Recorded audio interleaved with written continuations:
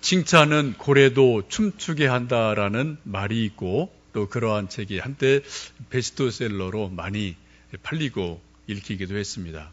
여러분도 읽어보신 분들이 있을 겁니다. 정말 그렇죠. 칭찬은 고래도 춤추게 합니다. 한번 돌고래가 춤추는 모습을 잠깐 동영상 통해서 소개해 드리겠습니다.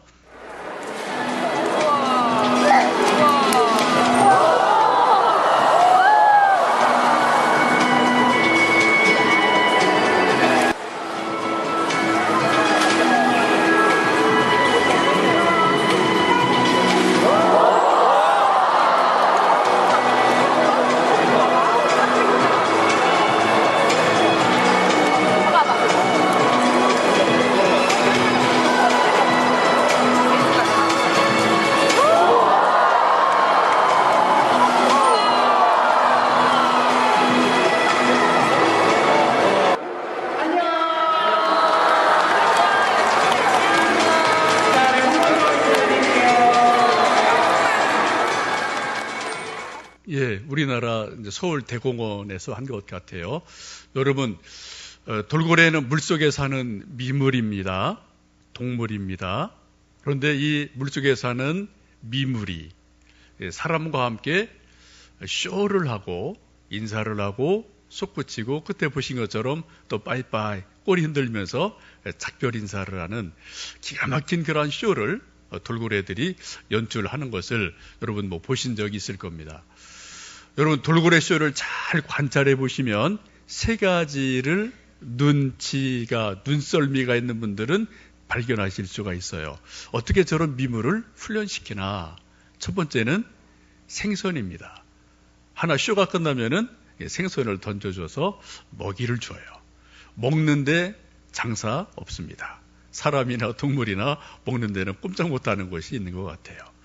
두 번째는 그 조련사들의 목에 보면은 휘슬이 있어요. 그래서 이렇게 삐 하고 이렇게 소리를 내서 이게 좀 고래들을 부르고 사인을 주는 것을 볼 수 있습니다. 또 하나는 손짓이죠. 수신호를 해서 이렇게 저렇게 하면은 이제 그 돌고래들이 손을 보고 움직이고 이렇게 저렇게 하는 것들 여러분 보실 수 있습니다. 아주 오랜 세월 반복되는 훈련을 통해서 저렇게 돌고래가 정말 멋있는 돌고래 쇼를 우리에게 보여주곤 합니다. 여러분, 생선도 중요하고 휘슬도 중요하고 이 수신호도 중요하지만 제일 중요한 것은 이거 조련하는 조련사와 이 돌고래 사이의 신뢰감이에요. 그리고 이 조련사가 돌고래 입장에서 나를 사랑하는구나, 나를 좋아하는구나, 이것이 분명하게 있으면은 이런 일이 벌어지지만 이 조련사가 나를 싫어하는구나, 나를 미워하는구나, 이런 것을 돌고래가 느끼면은 애들이 잠수를 한답니다. 신호를 따르지 않는다는 거예요. 가끔 이제 쇼가 또 이제 엉켜들 때가 종종 있죠. 돌고래는 비교적 동물 중에서 지능이 높은 짐승으로 알려져 있습니다. 그래서 어린 아기의 지능 전도는 가지고 있기 때문에 사람이 계속해서 반복해서 훈련을 하면은 이 정도 놀라운 그런 쇼를 우리에게 보여줄 수가 있죠. 한마디로 칭찬은 고래도 춤추게 한다는 말이 정말 맞는 말인 것 같습니다. 오늘 설교 주제가 미인 대칭 감비부불이라는 그러한 주제로 설교를 합니다. 제가 연초에 이것을 쭉 이렇게 설교 시리즈를 말씀드렸을 때 많은 분들이 궁금해하시면서 미인 대칭 감비비불이 이게 무슨 한자어인가? 또 우리 교회에 누가 미인이 오시나? 그러한 생각을 하신 분이 몇 분 계신 것 같더라고요. 우리 교회에 오시는 모든 분들은 다 미남이시고 다 미인이십니다. 여러분 다 미인이세요. 그죠? 젊든 연세가 조금 있으시든 다 여러분 미인인 거를 감사히 여기시고 자부심을 가지시면 좋겠습니다. 근데 조금 이따 제가 그 미인 대칭 감비비불 이게 무엇인지를 조금 또 말씀을 드리겠습니다. 오늘 함께 읽으신 야고보서 3장의 말씀은 아주 독특한 성경입니다. 사도 야고보께서 기록한 이 야고보 3장은 성경 중에 유일하게 사람의 말에 대해서, 사람의 혀에 대해서 집중적으로 말씀한 곳이 야고보서 3장입니다. 물론 예수님께서도 또 잠언서에 보면은 여러 가지 말에 대해서, 혀에 대해서 이야기한 곳이 아주 많습니다만 성경에 독특하게 잠언 3장에만 혀, 말, 이것이 무엇이냐, 어떻게 해야 되느냐, 이것을 집중적으로 말씀하고 있습니다. 여러분, 우리 인간이 모두 다 행복하기를 원하는데 야고보서 3장의 말씀에 의하면 우리 인간의 행불행, 이것의 거의 대부분은 어디서 결정된다고요? 혀 때문에 결정돼요. 말로 결정이 된다는 것입니다. 우리 많은 사람은 돈으로 결정된다, 권력으로 결정된다, 건강으로 결정된다라고 말하지만 오늘 성경의 말씀을 보시면 여러분, 우리 인생의 행불행은 혀로 결정난다, 말로 결정된다라고 분명하게 오늘 성경은 우리에게 말씀하고 있습니다. 여러분, 이 사도 야고보가 혀의 중요성을 4절에 그렇게 말씀하죠. 우리 한번 4절 말씀 같이 읽어보십니다. 또 배를 보라, 그렇게 크고 광풍에 밀려가는 것들을 지극히 작은 키로서 사공의 뜻대로 운행하나니 이와 같이 혀도 작은 지체로 돼 큰 것을 자랑한다라고 말씀합니다. 수만 톤의 큰 배들이 제주도를 가느냐, 인천을 가느냐, 부산을 가느냐, 그것을 결정하는 게 누구라고요? 배에 있는, 뒤에 있는 조그만 키에 따라서 배 방향이 결정된다라고 말씀합니다. 물론 배가 앞으로 나가는 추진력은 엔진에서 나오죠. 프로펠러에서 나오죠. 그러나 그 배가 동쪽을 가느냐, 서쪽을 가느냐, 이것을 결정짓는 것은 엔진이 아닙니다. 프로펠러가 아니에요. 그것은 자그마한 키에 따라서 동쪽을 갈 수도 있고 서쪽을 갈 수도 있고 제주도 갈 수 있고 부산 갈 수도 있는 것이 바로 키에 따라서 결정된다라고 성경은 말씀합니다. 여러분, 이 말씀은 동의가 되죠? 이게 맞는 말씀이죠? 거대한 항공모함이 일본 가느냐 한국 오느냐, 그것도 키에 따라서 결정이 되는 거예요.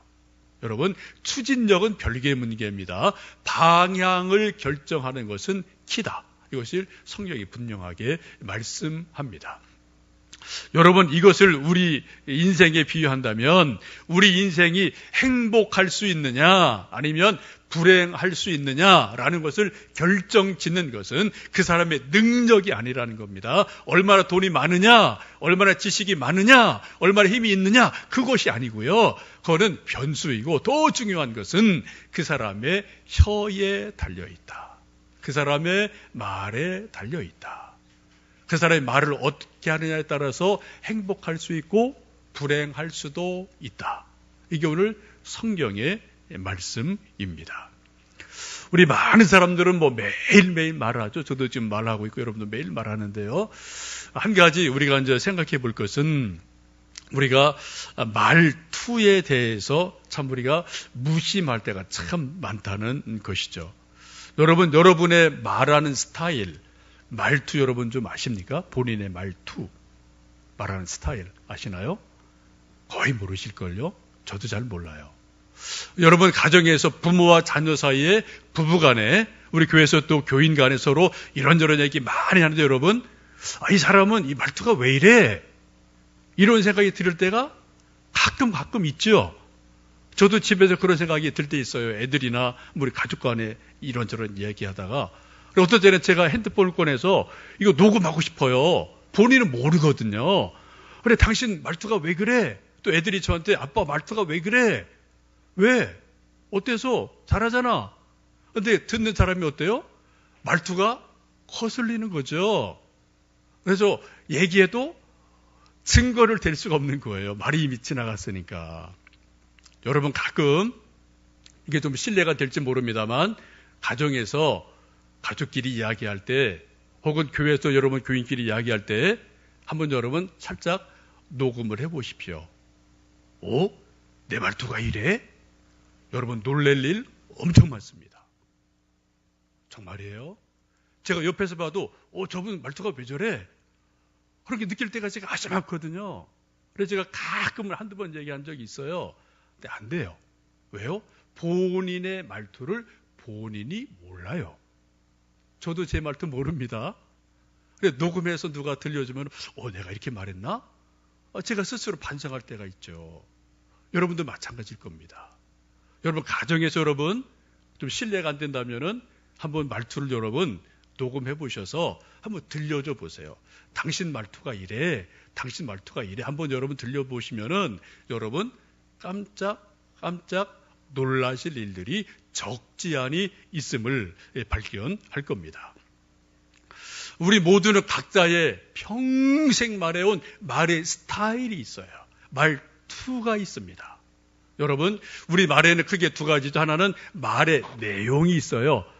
메시지가 있습니다. 또 하나는 그 말을 전달하는 말의 스타일, 말투가 있어요. 두 가지 다 중요합니다. 근데 여러분 어떤 게 더 중요할까요? 대부분의 연구가들의 말에 의하면은 말의 내용, 메시지보다는 말투가 사람에게는 더 영향을 준다라는 게 많은 과학자들의 연구 결과이고 언어학자들의 연구 결과입니다. 여러분 혹시 기억하십니까? 아주 오래전에 어떤 아주 똑똑한 정치인이 있었어요. 제가 봐도 정말 똑똑해요. 책 많이 썼어요. 말 잘해요. 그 사람 말 들어보면은 논리적이에요. 근데 많은 사람이 그때 언론이 말하기를 저 사람은 말은 맞는데 싸가지가 없다. 여러분 기억하십니까? 그런 말을 들은 정치인이 있습니다. 저도 가끔 그 사람 우연찮게 해도 TV에서 얘기 들을 때 있어요. 말하는 거 보면요 논리정연해요. 근거가 확실합니다. 근데 말하는 게 싸가지가 없어. 듣고 싶지를 않아요.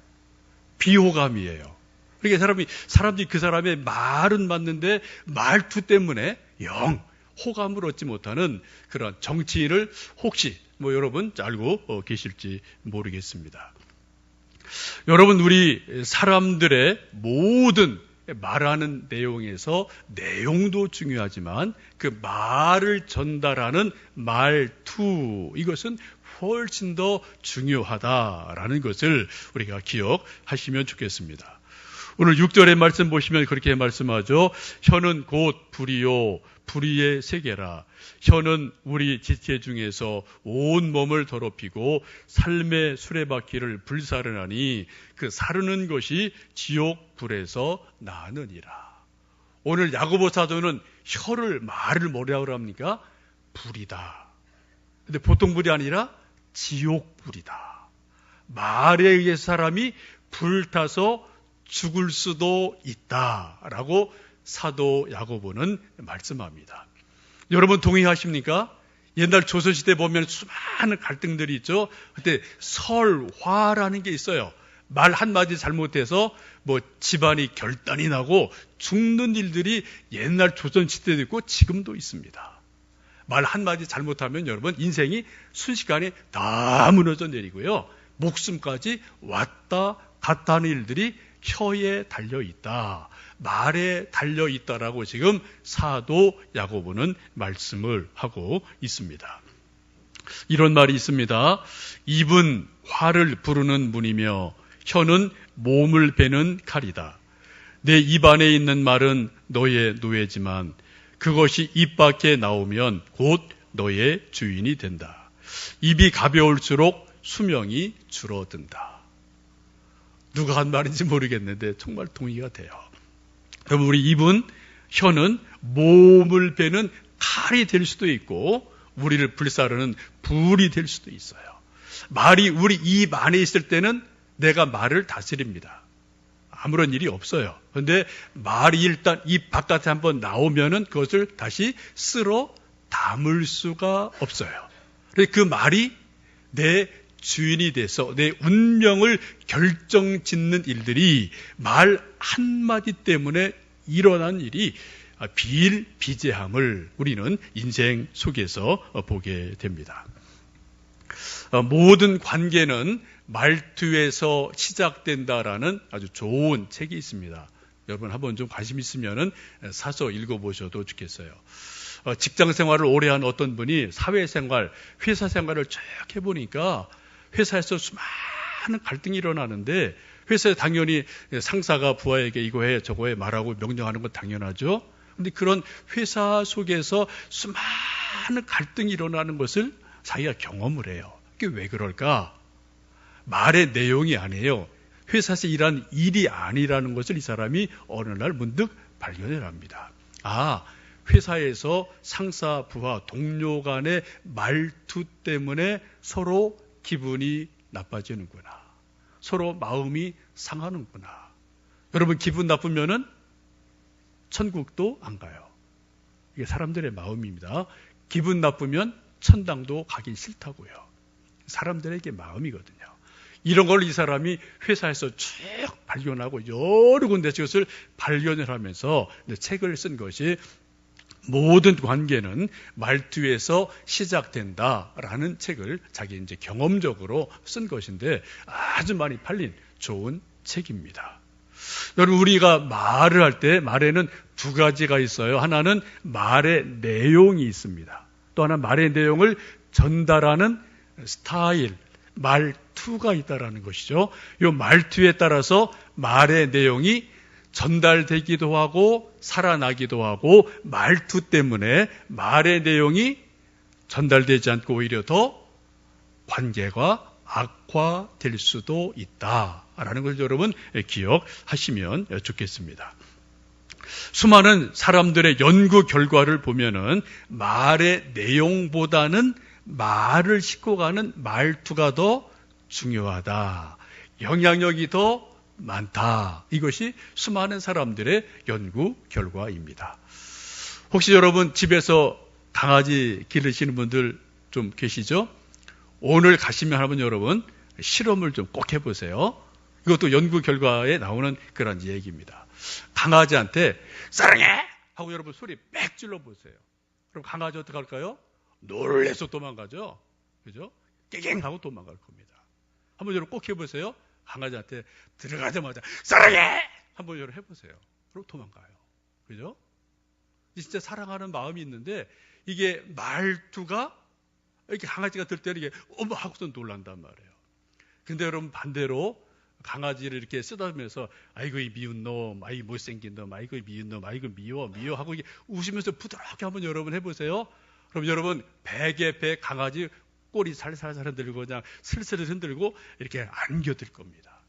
여러분 말의 내용보다 뭐가요?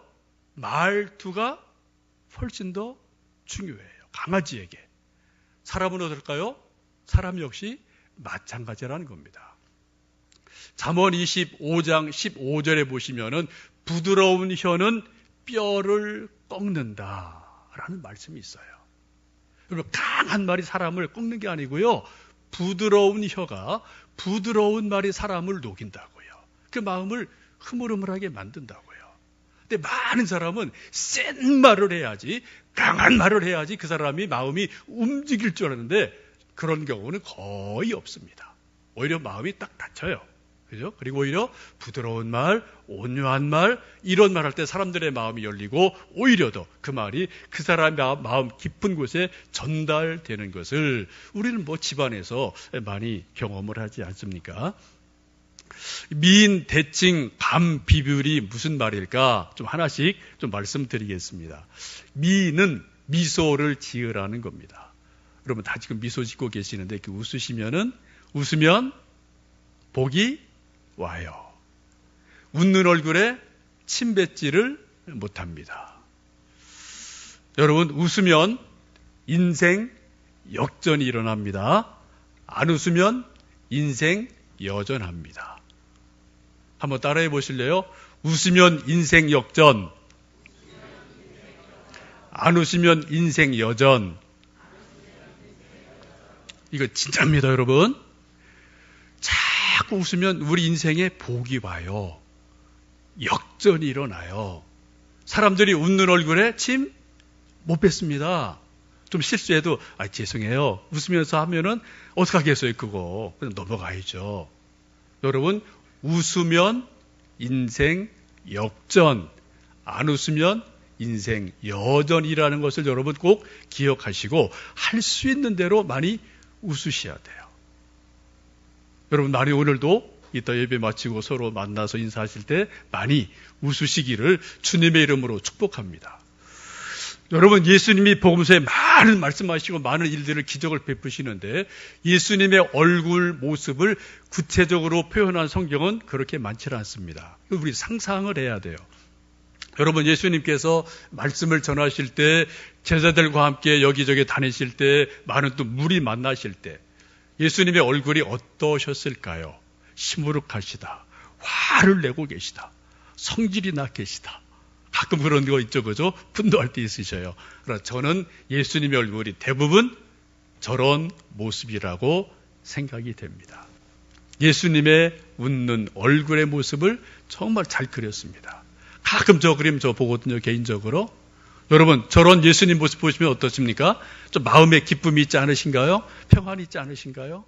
웃으시는 예수님. 호탕하게 웃으시는 예수님. 그런 예수님이 우리의 주님이시라고요. 여러분, 웃으면 복이 옵니다. 많이 웃으시기를 주님의 이름으로 축복합니다. 두 번째는 인사하라는 거죠. 서로 안녕하세요, 반갑습니다, 잘 오셨어요, 잘 지내시죠, 잘 될 겁니다. 인사를 잠깐만 하는 것은 정말 중요합니다. 제가 토론토에 잠깐 있을 때 거기 1세대 연세 높으신 분들을 많이 만날 기회가 있었어요. 교회에서. 또 한인타운 가면은 또 이렇게 설렁탕하고 또 뼈 해장국 가는데 그런 집 가면 다 이제 연세 높은 분들이 하는 데서 거의 영어를 한마디도 쓸 일이 없습니다. 또 한국 방송 들어요. 이런저런 얘기하는 걸 어른들 하는 걸 제가 좀 많이 옆에서 들은 적이 있어요. 근데 그런 얘기를 하시더라고요. 이민 1세대들 나이도 많으시고 영어 잘 못합니다. 어쨌든 이민 갔어요. 그래서 생존해야 됩니다.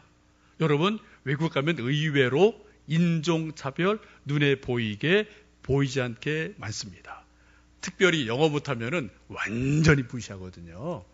그런 사회에서 어떻게 우리 이민 1세대가 어떻게 생존하고 살아났을까요? 그 경험자들의 얘기입니다. 영어는 비록 못해도 딱 3마디만 잘하면은 무시받지 않는다. 어디 가서 인정받는다. 그런 얘기를 하셔요. 3마디입니다. Excuse me. 실례합니다. Thank you. 고맙습니다. Sorry. 참 미안해요. 이 3마디만 그 상황에 딱 맞게 하면은 여러분, 그 사람 무시 안 해요. 무시 안 당합니다. 근데 이거를 못하면 완전히 무시를 당하는 거고요. 정말 이상하게 되는 거죠. 여러분, 이런 일은 영어 못한 우리 이민 1세대만의 일일까요? 아닙니다. 이런 것은 한국에도 마찬가지, 아프리카도 마찬가지예요. 우리 사람들이 미안합니다, 실례합니다, 고마워요, 이 3마디를 여러분 진심을 담아서 그때 때에 맞게 말하면은 그 사람 어디 가든 멸시 안 당합니다. 무시 안 당합니다. 존경받습니다. 사람 괜찮네 라고 인정을 받을 수가 있거든요. 여러분, 우리도 서로 인사할 때 고맙습니다, 미안해요, 실례하겠습니다. 여러분, 이 말 적당할 때 하시면 여러분 사람 대접받아요. 이건 여러분 분명합니다. 인사만 잘해도 그 사람 인생 성공합니다. 맞는 말이에요. 여러분, 그런 말 가끔 하죠. 저 사람은 인사세가 밝아. 저 사람은 인사세가 영 없어. 여러분, 이런 얘기 가끔 하시죠? 그게 뭡니까? 이거예요. 밝게 미소 지으면서 감사합니다, 참 미안해요, 실례합니다. 이 말을 적당하게 밝은 미소와 함께 일하면 사람들이 저 사람 인사세가 있네. 위에 선배 어른들이 볼 때 저 후배 저 인사세가 있네. 사람 됐어. 그래서 평가가 확 달라진다고요. 그렇죠? 그럼 여러분, 위에 있는 사람들이 어떤 기회 있을 때 누구 먼저 올려주겠습니까? 인사세 밝은 사람 먼저 올리죠. 저래도 그렇죠. 인사세 없는 사람 거 올리겠습니까? 안 올리죠. 여러분, 인생살이 그렇게 어려운 거 아닙니다. 인사만 잘해도 여러분 어디 가서 대접받고 인정받고 길 열립니다. 이건 우리 교회도 마찬가지고 가정도 마찬가지고 사회생활도 마찬가지예요. 어쨌든 여러분 미소를 지읍시다. 인사를 친절하게 서로 잘 합시다. 근데 우리 대부분 인사를 먼저 안 하죠. 왜요? 네가 먼저 해. 그럼 내가 받아줄게. 이게 우리 속에 다 은근하게 있거든요. 이게 뭡니까? 자존심이에요. 여러분, 자존심 아무것도 아닙니다. 여러분, 자존심 강아지 주면 강아지가 먹을까요? 강아지가 자존심 안 먹어요. 그거요. 아무것도 안 해요. 한번 딱 여러분 열어놓으면은 아무것도 아닌 게 자존심이에요. 우리 사람들은 그거 무너지면 다 자기가 무너지는 것처럼 생각을 해서 그거를 못 놓거든요. 여러분, 먼저 인사하는 사람이 훌륭한 분이에요. 먼저 인사하는 사람이 어른입니다. 그 사람이 더 성숙한 분이에요. 그럼 미소 지으십시오. 인사를 잘 하시는 은혜가 있기를 축복합니다. 세 번째는 대화하라는 겁니다. 가벼운 말을 좀 이렇게 부담 없이 잘하는 게 참 필요하다고 봅니다. 우리는 늘 모범답안, 무거운 답을 늘 말하려고 하죠. 특별히 가정에서 부모님들이 자녀들에게 꼭 모범답을 주려고 그래요. 야, 지금 너 이거 할 때 아니야. 가 공부해. 이거 하지 마. 뭐 이런 일들이 대부분 부모들의 말이고 저 역시 집에서 그런 경향이 아주 많은 사람 중에 하나입니다. 여러분, 부모님들과 자녀들 사이에 모범 답을 주려고만 하면은 대화가 되지를 않습니다. 한두 마디 하다 애들 문 꽝 닫고 마음 꽝 닫고 들어가면 끝이에요. 짱구면 들어가지도 못해요. 이게 우리 가정의 대부분의 형편 아니겠습니까? 어제도 좀 애들이랑 잠깐 이런저런 얘기하고 이제 가끔 또 이렇게 얘기할 때가 있는데 저도 나름대로 좀 열려있다고 생각하는데 이제 한두 마디 들으면 꼭 제가 답을 줘요, 애들한테. 야, 너 이걸 이렇게 해라, 저렇게 해라, 공부해라, 이거 하지 마라, 해라. 그럼 애들이 저한테 뭐라고 요즘 하는지 아십니까? 아빠, 꼰대 같아요. 그 말해요. 그래, 내가 꼰대 같니? 그럼 꼰대지. 애들이 이렇게 말하거든요. 그래서 깜짝 놀래요. 저는 감사합니다. 애들이 속으로만 말하지 않고 속으로 아유 꼰대 하고 방문 닫고 가는 것보단 그래서 애들이 제 면전에서 아빠 그러면 꼰대야 꼰대 같아요 라고 말해주게 저는 고마운 거예요. 그래도 애들에게 아직 제가 가능성이 조금 있다는 거예요. 그러니까 제가 그래 미안. 그럼 어떻게 할까? 그래 조금 이제 말이 좀 되거든요. 여러분 아예 애들이 엄마 아빠에 대해서 기대를 안 하면 그냥 마음 닫고 속으로 아이고 꼰대. 그래 끝입니다, 여러분. 그러지 않겠습니까? 여러분 애들한테 꼭 답 주려고 하지 마세요. 꼭 모범답만 주려고 하지 마셨으면 좋겠어요. 가벼운 대화 이렇게 하다 보면은 이렇게 저렇게 이런저런 말들이 오고 가는 가운데 또 애들이 알아들 건 알아듣고 어떻게 한 줄에 다 배 부를 수가 있겠습니까? 여러분 우리 부모님들이 자녀들을 정말 사랑하는데 칭찬이 엄청 인색해요. 여러분 요 근래 아들, 딸 진짜 칭찬해 주신 일이 뭐가 있으십니까? 야, 너 참 그래도 이거 참 대단하다. 훌륭하다. 참 잘했어. 야, 아빠 참 너 때문에 기뻐. 아이들을 가장 살리는 말이 여러분 뭔지 아십니까? 사랑해 라는 말도 좋은데요. I am so happy because of you. 나 너 때문에 정말 행복해. 이 말이 여러분 애들을 확 살려주는 거거든요. I'm so happy because of you. 너 때문에 나 정말 행복하다. 살맛 난다. 여러분 이 말 이런 한 번, 두 번 해봐 주세요. 애들 되게 좋아해요. 좀 쑥스러워하지만 애들 정말 행복해합니다. 우리 부모들이 의외로 애들을 엄청 사랑함에도 불구하고 칭찬이 없어요. 인색해요. 꼭 못하는 것만 콕콕 찍어서 이렇게 저렇게 이게 입에 저도 배어 있고 여러분도 대부분 그렇지 않은가 싶습니다. 미인 대칭 칭찬해 주시는 것이 사람을 살리는 길입니다. 가정에서 부부간에도 역시 마찬가지라고 생각합니다. 다섯 번째가 감이에요. 감사라는 거죠. 우리 인생이 활기 있게 살려면은 세 가지 감이 필요합니다. 감사, 감동, 감격. 1년에 몇 번은 여러분 감동할 일이 있으셔야 돼요. 감격할 일이 있으셔야 돼요. 이제 막 봄이 옵니다. 막 새순이 돋고 꽃이 피는 것을 보고 길 가다가 그 꽃을 보고 와, 너무 아름답다. 야, 참 봄이 위대하다. 하나님이 참 위대하시구나 라고 감동할 수 있고 감격할 수 있는 사람은 행복한 사람이에요. 근데 봄이 왔는데 봄이 오는지 가는지 꽃이 피는지 지는지 아무것도 모른다. 여러분 뭐하러 사십니까? 어디에서 사십니까? 우리 달나라 사는 거 아니잖아요.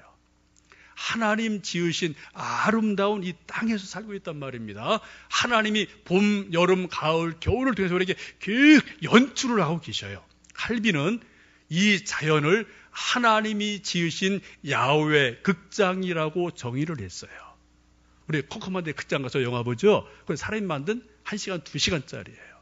하나님이 1년 365일 계속해서 밤낮 없이 이 지구를 무대로 해서 하나님이 영화를 만드시고 연출을 하고 계시다고요. 우리가 보고 야 정말 아름답다. 야 정말 대단하구나라고 우리가 가끔 우리가 느끼고 감동할 수 있는 사람은 살아있는 사람이고요. 행복한 사람이거든요. 사도 바울이 말씀하죠. 범사에 감사하라. 이것이 하나님의 뜻이다 라고 말씀을 합니다.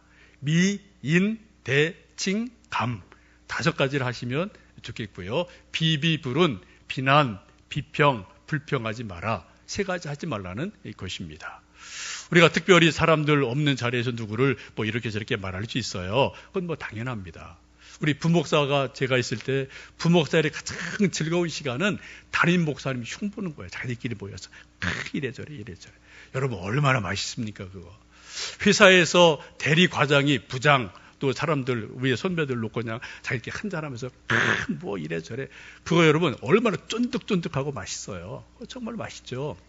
뭐 가끔 필요해요. 그러나 여러분 이것이 우리가 습관이 돼서 비평, 비난, 불평이 되면 그 사람이 거기서 끝나는 거예요. 여러분 우리 인생이 성숙하냐 아니냐를 결정할 수 있는 많은 일들이 있는데 그중에 중요한 것은 어떤 사람의 말이나 실수를 보고 그 사람이 그럴 수가 있어 라는 사람은 아직 갈 길이 아주 먼 사람이에요. 어떤 사람의 실수나 무엇을 보고 그럴 수도 있지 뭐 사람인데 어떡하겠어 그럴 수도 있지 라는 사람은 성숙한 사람입니다. 열린 사람입니다. 이 세상에 어떤 누구도 완벽한 사람은 한 사람도 없어요. 예수님 외에 저도 여러분도 누구도 완벽한 사람은 절대로 없습니다. 그래서 실수가 있어요. 말에 실수가 있고 행동에 실수가 있을 수 있습니다. 그때 어떻게 하시겠어요? 그럴 수가 있어? 그러면 여러분 다치는 거예요. 안타까워지면 어떡하겠어? 그럴 수도 있지 뭐 라는 사람은 열린 사람이고 가능성이 있는 사람이라고 생각합니다. 여러분 불평은 아주 전염성이 엄청 강하죠. 한 사람이 불평하면 순식간에 불평이 쫙 전체로 퍼져버리게 돼요. 모세가 출애굽한 이후에 물이 없을 때 백성들이 불평을 합니다. 또 12탐정 가나안 갔다 와서 보고할 때 원망을 하고 불평을 해요. 그것이 온 민족에게 불평과 원망으로 쫙 퍼지게 됐을 때 하늘에서 하나님이 그 불평과 원망의 소리를 들으시고 그래? 그럼 광야에서 죽지 뭐. 여러분 여호수아와 갈렙 이외에 1세대 모든 사람이 광야에서 죽었습니다. 그 이유를 성경은 뭐라고 말씀합니까? 불평과 원망이다 라고 성경은 말씀하고 있어요. 그래서 사도 바울이 말씀하기를 범사에 감사해라. 언제든 감사하라. 그것이 사는 길이다라고 우리에게 말씀하고 있습니다. 11절, 12절 말씀을 보시면은 한 입으로 찬송과 저주하지 말아라. 한 구멍에서 단물과 쓴물을 내지 마라. 라고 말씀합니다. 곧 이 말씀은 좋은 말만 해라. 긍정적인 말만 해라. 소망의 말을 해라. 덕을 세우는 말을 해라. 서로 존중하는 그러한 존칭의 말을 좀 해줘라. 그렇게 여러분 보시면 됩니다. 제가 어렸을 때부터 저희 할아버지께 들은 많은 옛날 이야기, 이런저런 훈계, 교훈의 말씀이 참 많은데요. 그 중에 하나, 지금도 기억나는 것 중에 하나가, 이제 농사 지으면서 이제 일꾼들이 막 왔다 갔다 이런저런 일들이 있죠. 근데 이제 농사 짓는 아저씨도 보면 어떤 분들은 좀 반듯한 분이 계시고 어떤 분은 입이 좀 거친 분도 있고 그래요. 근데 어떤 아저씨 보면 꼭 위아래 없이 그냥 무조건 반말해요, 그냥. 어이 하고 반말하는 사람이 있어요. 그리고 저희 할아버지께서 물론 연세도 높지만 그러면 혀를 끌끌끌 혀를 차리면서 저 김서방은, 저 이서방은 쌀에기 쌀만 먹었는가 봐. 저 사람 저 쌀에기 쌀 먹었구만. 쌀에기만 먹었구만. 이런 얘기를 참 많이 하셨어요. 그래서 제가 그걸 기억을 해요. 그 장면도 기억을 합니다. 여러분, 쌀에기 쌀이 뭔지 아십니까? 쌀에기 쌀? 모르시는 분들은 시장에 있어요. 그래서 쌀에기 쌀을 사서다가 밥을 만들어 들어보십시오. 그 의미를 알 겁니다. 쌀에기 쌀은 쌀이 이렇게 동그랗게 돼 있잖아요. 이렇게. 근데 방아를 찢다 보면 이렇게 좀 쌀이 약하니까 깨져요. 반토막이 나고 3분의 1토막이 나는 그렇게 쪼각난 그런 쌀을 쌀에기라고 그래요. 쌀에기. 대개 사료용이나 그냥 단술 담글 때 이럴 때 그냥 조금 쓰는 그런 용도로 쓰이죠. 그래서 저희 할아버지께서 아이고 김서방, 아이고 이서방, 저 사람은 쌀에기 쌀만 먹었구만 하고 혀를 차시는 거는 말을 그냥 툭툭 끊어버려요. 늘 반말이에요. 늘 반말. 그래서 할아버지께서 아유 저 김서방, 아유 저 이서방 하면서 혀를 차시던 모습을 지금 제가 오랜 세월 지나서 제가 기억을 하고 있습니다. 여러분, 우리가 사람에 대해서 존중하거나 내 자신이 존중받으려면 가능한 한 극존칭은 아니어도 존칭을 해주시는 게 그게 매너고 내가 높아지고 그가 높아지는 길인 줄로 믿습니다. 우리는 혀로 사람을 살리기도 하고 사람을 죽일 수도 있습니다. 내가 하는 내 말 때문에 내가 존경받을 수도 있고 내 스스로가 무너져 내릴 수도 있어요. 우리는 특별히 말을 가지고 복음을 전하는 하나님의 사람들입니다. 우리가 말을 어떻게 하느냐, 여기에 따라서 예수님이 높임을 받기도 하고 예수님이 그렇지 않을 수도 있다라는 말씀입니다. 이혜인 시인의 말을 위한 기도라는 시 한 부분 읽어드리고 말씀을 마칩니다. 제가 이 세상에 태어나 수없이 뿌려놓은 말의 씨들이 어디서 어떻게 열매를 맺었을까 조용히 헤아려 볼 때가 있습니다. 무심코 뿌린 말의 씨라도 그 어디선가 뿌리를 내렸을지 모른다고 생각하면 왠지 두렵습니다. 더러는 허공으로 사라지고 더러는 다른 이의 가슴 속에서 좋은 열매를 또는 언짢은 열매를 맺기도 했을 언어의 나무. 제가 이웃에게 말을 할 때에는 하찮은 농담이라도 함부로 내뱉지 않게 도와주시어 좀 더 겸허하고 좀 더 인내롭고 좀 더 분별 있는 사랑의 말을 하게 하소서.